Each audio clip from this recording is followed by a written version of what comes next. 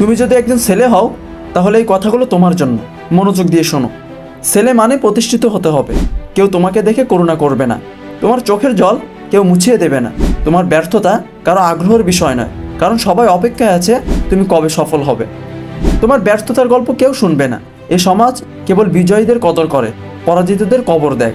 তাই যদি তুমি থেমে যাও, যদি হার মেনে নাও, তাহলে তোমার অস্তিত্বই মুছে যাবে। তুমি সফল কিনা সেটাই সবাই শুনতে চায়। একটা কথা মনে রেখো, লোকে তোমার স্বপ্নের সংগ্রাম নিয়ে হাসাহাসি করবে, কিন্তু যখন তুমি সাফল্যের চূড়ায় উঠবে তখন তারাই তোমার নাম গাইবে। পুরুষ মানে টাকার ব্যাংক, সমাজ বলবে পুরুষ মানুষ কাঁদে না। কিন্তু যখন তুমি টাকার পাহাড় গড়বে তখন তারাই বলবে এই ছেলেটাই তো সত্যিকারের পুরুষ। টাকা ছাড়া পুরুষের কোনো দাম নেই। পকেটে টাকা না থাকলে তোমার কথা কেউ শুনবে না। তুমি কেমন মানুষ সেটা কাউকে শুনতে হবে না, কিন্তু যখন তুমি বড় কিছু করবে তখন তারাই বলবে ভাই একদিনই আমার সাথে ছিল।